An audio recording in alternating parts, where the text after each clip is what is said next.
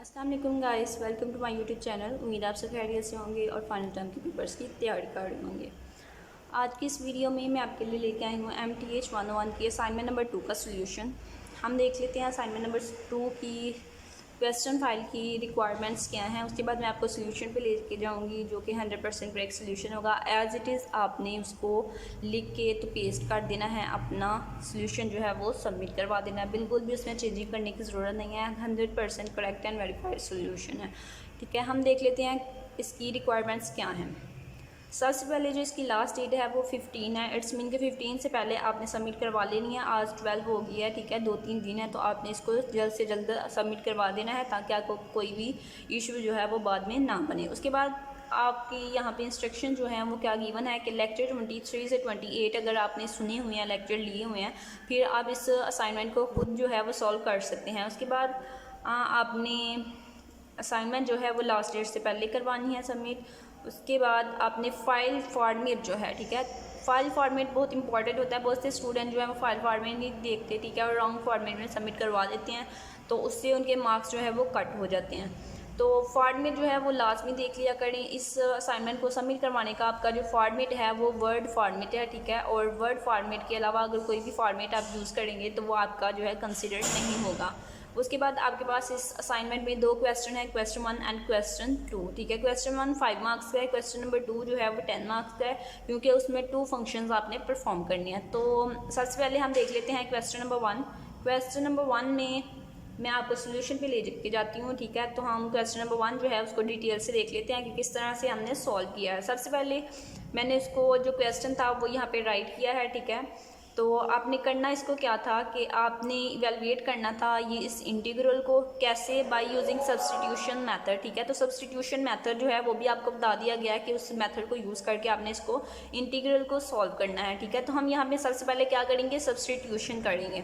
तो सब्सटीट्यूशन में हम क्या करते हैं, हम लेट करते हैं कि किसी, ठीक है, जो कोई हमारे पास ऐसी टर्म है तो उसका हमने लेट करना है किसके इक्वल, टी के इक्वल, वी के इक्वल, यू के इक्वल, ठीक है। कोई भी आप अपने लिहाज से कर सकते हैं उसकी पोजीशन।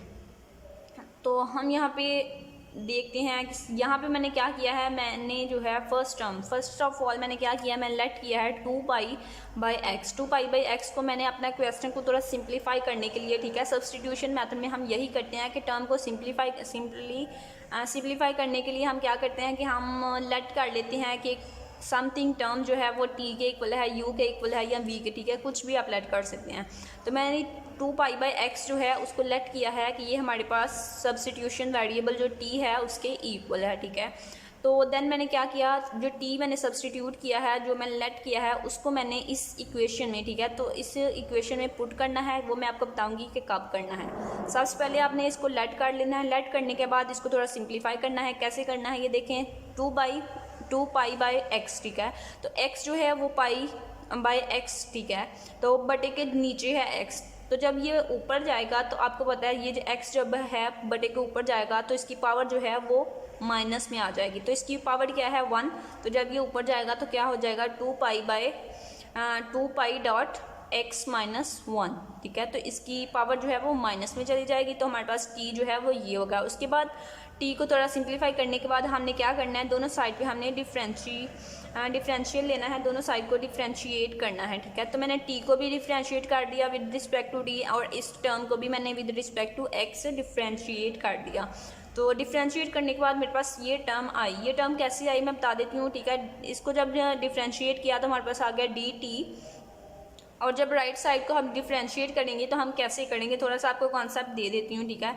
2π क्या है, 2π हमारे पास कांस्टेंट है। तो जब हम डिफरेंशियल लेते हैं तो उसमें अगर हमारे पास टर्म में कोई कांस्टेंट वैल्यू हो तो उस कांस्टेंट वैल्यू को हम डिफरेंशियल से बाहर लिख लेते हैं, उसमें हम डिफरेंशियल जो है वो अप्लाई नहीं करते। तो वही मैंने यहाँ पे अप्लाई किया। 2π जो है वो कांस्टेंट है, कांस्टेंट टर्म को मैंने बाहर ले लिया, और x जो है x-1 उस पर मैंने डिफरेंशियल अप्लाई किया है। तो किस तरह से डिफरेंशियल अप्लाई करते हैं हम, जो वेरिएबल की जो पावर होती है वो स्टार्ट में लिखते हैं, ठीक है, और देन क्या करते हैं, वेरिएबल की जो पावर है उसमें से एक माइनस करते हैं। तो मैंने यहाँ पे किया है क्या, -1 जो है उसकी पावर थी वेरिएबल की, वो हमने स्टार्ट पे लिखी .x, ठीक है। तो पावर में से एक हम माइनस करते हैं, तो मैंने एक माइनस कर दिया, साथ में dx लगाते हैं जब हम डिफरेंशियल लेते हैं। तो मैंने यहाँ पे ये टर्म जो है वो राइट कर दी। उसके बाद नेक्स्ट टर्म जो है ये हमारे पास कैसे आई, ठीक है। तो इसको थोड़ा सिंप्लीफाई किया मैंने, ये देखें -1 और -1, तो -1 और -1 हमारे पास क्या बनेगा, -2। तो मैंने यहाँ पे क्या लिखा है, -2, 2 पाई -1 .x -2 dx। उसके बाद हमने क्या करना है, हमने दोनों साइड पे, ठीक है, पहले इसको हम मज़ीद थोड़ा सिंप्लीफाई कर लेते हैं। ये देखें -1 जो है वो 2 पाई से मल्टीप्लाई होगा तो हमारे पास क्या आएगा, -2 पाई, ठीक है। इसी तरह से ये जो -2 है, ठीक है, x -2 को जब हम डिवाइड करेंगे dx पे, ठीक है, तो वो हमारे पास क्या बन जाएगा, x2, क्योंकि इसकी पावर -2 थी और जब ये बटे में जाएगी, ठीक है, तो इसकी पावर जो है वो पॉजिटिव हो जाएगी, x2 हो जाएगी। सेम उसी तरह से जिस तरह से हमने यहाँ पे किया था, ठीक है, इसी तरह से यहाँ पे अब इसकी पॉजिटिव हो गई है। उसके बाद हमने क्या करना है कि हमने ये जो बटे में वैल्यू होती है वो दूसरी साइड पे आपको पता है जब जाती है तो वो क्या होती है, वो मल्टीप्लाई होती है। अगर यहाँ पे डिवाइड हो रही है, इक्वल के एक साइड पे डिवाइड हो रही है तो दूसरी साइड पे जाके वो मल्टीप्लाई होगी। तो हमारे पास क्या हुआ, dt के साथ x2 जो था वो मल्टीप्लाई हो गया। उसके बाद इक्वल के दूसरी साइड पे क्या रह गया, -2 पाई डॉट और ये वाला dx, ठीक है, ये टर्म हमारे पास बन गई। नेक्स्ट क्या है कि दोनों साइड पे इस -2 पाई को कांस्टेंट को ख़त्म करने के लिए हमने क्या किया कि हम दोनों साइड पे हमने डिवाइड कर लिया -2 पाई से, ताकि यहाँ पे dx रह जाए, क्योंकि हमें dx जो है वो चाहिए है। तो -2 पाई से जब हम डिवाइड करेंगे तो क्या होगा, dt के नीचे यानी कि dt डॉट एक्स स्क्वायर जो है यहाँ पे एक्स स्क्वायर के साथ आ जाएगा -2 पाई डिवाइड में, ठीक है। और यहाँ पे जब dx के नीचे -2 पाई डिवाइड में आएगा तो क्या होगा, हम नेक्स्ट देख लेते हैं, ठीक है। इस तरह से टर्म बन जाएगी, -2 पाई इधर भी आ गया, -2 पाई इधर भी आ गया, ठीक है। अब यहाँ पे क्या होगा कि -2 पाई मल्टीप्लाई भी हो रहा है और डिवाइड भी हो रहा है, तो राइट साइड पे जो है -2 पाई ये कटिंग हो जाएगा इसके साथ, ठीक है। तो हमारे पास टर्म क्या बच गई, यहाँ पे दिखाती हूँ नेक्स्ट स्टेप में। ये देखिए, ये -2 पाई और ये -2 पाई जो है ये कटिंग होगी, तो हमारे पास क्या रह गया यहाँ पे dx और साथ में ये टर्म। तो अब देखिए हमारे पास dx जो है वो भी आ गया। तो हमने क्या करना है, हमारे पास जो क्वेश्चन था ये वाला, ठीक है, इस क्वेश्चन में अब हमने वैल्यूज़ पुट करनी है, किसकी, इस t की जो हमने t लेट किया था उसकी, ठीक है, तो और dx की, ठीक है। तो अब ये देखें, जब इसमें वैल्यू पुट करेंगे तो 2 पाई बाई एक्स की जगह पे क्या आएगा, t, एंड dx की जगह पे क्या आएगा, ये जो अभी हमने वैल्यू फाइंड की है dx की जगह पे ये वाली वैल्यू आएगी, ठीक है। ये जो लेफ़्ट साइड पे है वो आएगी dx की जगह पे। ये देखें यहाँ पे नेक्स्ट स्टेप में मैंने पुट करके दिखाया है आपको।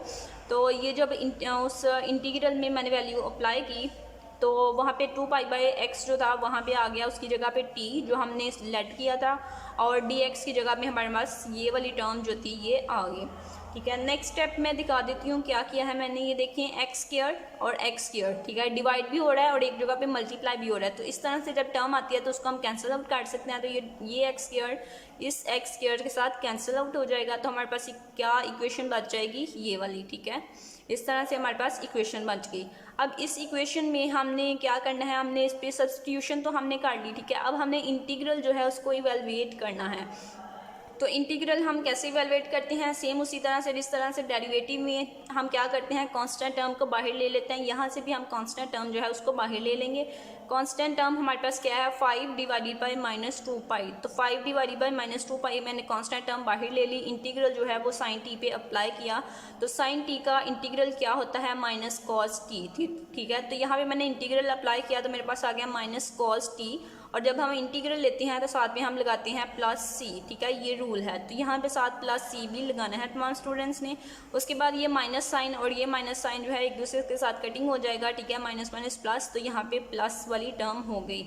उसके बाद नेक्स्ट क्या किया है, ये जो t था, ठीक है, cos t, अब हमने t की जो वैल्यू लेट की थी वो हमने यहाँ पे पुट करनी है, ठीक है। t की वैल्यू, t को हमने क्या लेट किया था, 2 पाई डिवाइड बाई एक्स। तो हमने यहाँ पे t की जो वैल्यू थी वो यहाँ पे आंसर में पुट कर दिया 2 पाई बाई एक्स। तो ये हमारे पास सोल्यूशन आ गया है क्वेश्चन नंबर 1। नेक्स्ट है हमारे पास क्वेश्चन नंबर 2। ठीक है, क्वेश्चन नंबर 2 में आपके पास एक सिग्मा न्यूमरेशन गिवन है। ठीक है, उसमें आपने क्या करना है, आई जो है उसकी वैल्यू 3 है, लोअर लिमिट आपने उसको 1 में 1 करना है, आई इक्वल टू 1। ठीक है, उसके बाद आपने क्या करना है, आपने इस कन्वर्जन जो आपने की थी उसका आपने सम निकालना है। ठीक है, तो हम देख लेते हैं क्वेश्चन नंबर 2 का सोल्यूशन। और एक और बात बता दूँ कि कुछ सोल्यूशन जो थे वो मैं देख रही थी यूट्यूब पर, ठीक है, रॉन्ग थे। ठीक है, क्वेश्चन नंबर 2 जो है उनका रॉन्ग है, तो इसलिए आपने जो है पूरी एहतियात से उनका सोल्यूशन करना है। अगर आपने उनका सोल्यूशन देखा है तो ठीक है, तो सेम एज इट इज़ उनका कॉपी नहीं कर लेना, खुद से थोड़ी सेंस लगाया करें। ठीक है, अब ये देखें सीधी सीधी वहाँ पे मिस्टेक क्या है कि कुछ लोगों ने क्या किया हुआ है कि लिमिट जो है वो 0 से 3 की हुई है। तो ठीक है, तो लिमिट जो है वो 0 से 8 की हुई है। ठीक है, 0 से 8 लिमिट जो है वो नहीं करनी, लिमिट जो है वो 1 से 9 करनी है। ठीक है, क्योंकि उन्होंने कहा है कि लोअर लिमिट जो है वो 1 होनी चाहिए। ठीक है, तो यहाँ पे आई जो है वो आपके पास 1 होना चाहिए। ठीक है, तो यहाँ पे आई जो है उसको 1 करके ही मैंने आपके लिए सॉल्व किया है। मैं आपको दिखा देती हूँ क्वेश्चन नंबर 2 का सोल्यूशन। तो हम देख लेते हैं यहाँ पे क्वेश्चन नंबर 2 का सोल्यूशन। ठीक है, तो सबसे पहले मैंने क्या किया है, सेम उसी तरह से क्वेश्चन जो था वो मैंने लिखा है। उसके बाद मैंने क्या किया है, मैंने लेट किया है कि के जो है अपने से लेट किया है। ठीक है, क्यों लेट किया है, आई को 1 बनाने के लिए। तो मैंने क्या लेट किया है कि आई -2 इक्वल है किसके, के। ठीक है, तो वहाँ पे से फिर मैंने क्या किया, ये आई -2। ठीक है, इस स्टेटमेंट को अभी आप रहने दें, इस लाइन को, ये मैं आपको बाद में समझाती हूँ कि ये मैंने क्यों लिखी है। ठीक है, पहले हम इसको देख लेते हैं, के इक्वल है आई -2। फिर मैंने क्या किया कि आई जो है उसकी एक वैल्यू है 3 और एक वैल्यू है 11। ठीक है, लोअर एंड अपर लिमिट क्या है, lower and upper limit 3 and 11 है। तो सबसे पहले हमने क्या करना है, हमने आई की वैल्यू जो है वो 3 पुट करनी है। ठीक है, तो इसलिए मैंने यहाँ पे लिखा कि जब आई की वैल्यू 3 होगी तो के की वैल्यू क्या आएगी, ये देखें यहाँ पे जब आई की वैल्यू 3 मैं पुट करूँगी, 3 - 2 हमारे पास क्या आएगा, 1। ठीक है, तो के की वैल्यू हमारे पास क्या आ गई, 1। इसी तरह से जब हमारे पास के की वैल्यू, आई की वैल्यू जो है वो 11 होगी, यानी कि अपर लिमिट जो है वो 11 होगी। ठीक है, आई की वैल्यू 11 जो है वो जब हम पुट करेंगे इस के की वैल्यू में, ठीक है, तो आई की जगह पे आएगा 11। 11 - 2 हमारे पास क्या होगा, 11 - 2 हमारे पास होएगा 9। ठीक है, तो के हमारे पास क्या आ गया, 9। अब हमारे पास दो न्यू लिमिट्स आ गई हैं, के इक्वल टू 1 एंड के इक्वल टू 9। यही हमारा पहला टास्क था इस क्वेश्चन का। ठीक है, तो अब मैंने क्या किया है, उस क्वेश्चन को जो हमारे पास क्वेश्चन सिग्मा नोटेशन में गिवन था, उस क्वेश्चन को मैंने रीटाइप किया है किस तरह से, अपडेटेड वैल्यू से ऑफ के से, जो हमारे पास के की वैल्यू लोअर लिमिट थी वो हमारे पास 1 होने चाहिए थी। ठीक है, तो देखिए हमारे पास के की वैल्यू जो है वो 1 आ गई है। ठीक है, यहाँ पे मैंने पुट कर दिया कि इक्वल है 1 to 9। ठीक है, लिमिट्स हमने जो अपडेटेड लिमिट्स थी वो लगा ली कि इक्वल टू 1 to n। ठीक है, उसके बाद मैंने 2 यहाँ पे था I -3 क्वेश्चन में था। ठीक है, तो यहाँ पे मैंने k+2 क्यों लगाया है, क्योंकि यहाँ पे जो I है वो मैंने किसके इक्वल किया है, k+2। अब ये देखें जो मैंने लेट किया था कि इक्वल टू I -2, ठीक है, वहाँ से मैंने I की वैल्यू निकाली, तो I की वैल्यू मेरे पास क्या आई, k+2। तो वो k+2 जो है यहाँ पे मैंने I की जगह पे पुट किया है। ठीक है, इसी तरह से आपने पुट करना है। उसके बाद मैंने क्या किया है, ये 2 जो था इसको मल्टीप्लाई किया है k से और 2 से, तो हमारे पास क्या आ जाएगा 2k+4। साथ में है -3, थोड़ा सिंप्लीफाई करेंगे तो क्या होगा, 4 - 3 हमारे पास क्या हो जाएगा, 1। ठीक है, तो यहाँ पे मैंने राइट कर दिया 1। इसके बाद हमने क्या करना है, सेकंड टास्क था आपका कि आपने इसको क्या करना है, इसका सम निकालना है। ये देखिए एक टास्क था आपका, लोअर लिमिट जो है उसको 1 करना है। सेकंड टास्क क्या है कि आपने इसका सम जो है वो फाइंड करना है जब आपने इसकी कन्वर्जन कर ली होगी। ठीक है, तो कन्वर्जन हमने कर ली है, अब हमने इसका सम फाइंड करना है। सम किस तरह से फाइंड करेंगे, के की वैल्यू है हमारे पास 1 to n। ठीक है, तो यहाँ पे ये जो टर्म है हमारे पास 2k+1, ठीक है, ये जो टर्म है हमारे पास 2k+1, इसमें हमने बारी बारी पुट करनी है के की वैल्यूज़ 1 से लेके 9 तक। ठीक है, तो ये देखिए इस टर्म में ये यहाँ पे मैंने टर्म लिखी 2k+1।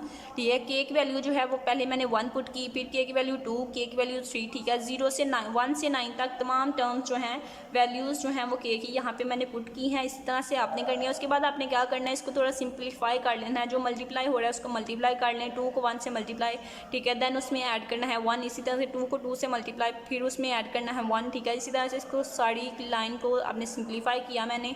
ठीक है, सिंप्लीफाई करने के बाद मैंने इस तरह से रीराइट कर लिया। ठीक है, ये सब टर्म्स को अब हमने जमा करना है, जमा करके हमारे पास क्या आंसर आएगा, 99। ठीक है, तो ये आपका सोल्यूशन है क्वेश्चन नंबर 2 का, 100% करेक्ट सोल्यूशन है। ठीक है, तो बी अवेयर, कुछ सोल्यूशन जो है वो मुझे रॉन्ग लगे हैं क्योंकि उन्होंने के की वैल्यू जो है वो 0 रखी हुई है। ठीक है, के की वैल्यू को ज़ीरो किया है, इक्वल किया है ज़ीरो के, ठीक है। तो के की वैल्यू जो है उसको हमने ज़ीरो के इक्वल नहीं था करना, उसको हमने इक्वल करना था 1 के। ये देखें आपके क्वेश्चन में क्लियरली बताया गया है कि लोअर लिमिट जो है उसको हमने करना है 1 3 की बजाय, ठीक है। तो हमारे पास लोअर लिमिट क्या है 3, ठीक है। 3 की बजाय हमने क्या करना है उसको 1, तो यहाँ पे मैंने 3 की बजाय उसको 1 काट के आपको दिखाया है और आपका सोल्यूशन जो है 100% करेक्ट सोल्यूशन आपकी तरफ पहुँचाया है। जिस तरह से हमेशा मैं आपके लिए करेक्ट सोल्यूशन लेकर आती हूँ, ठीक है, 100% करेक्ट सोल्यूशन, ताकि आप लोगों की हेल्प हो सके और आप लोग फुल मार्क्स जो हैं वो गेन कर सकें। मज़ीद सॉल्यूशंस के लिए, क्विज़, असाइनमेंट, जीडीबी के सॉल्यूशंस के लिए चैनल को सब्सक्राइब करें, चैनल के साथ अटैच हो जाएं ताकि आपको मज़ीद सॉल्यूशंस मैं प्रोवाइड करती हूँ।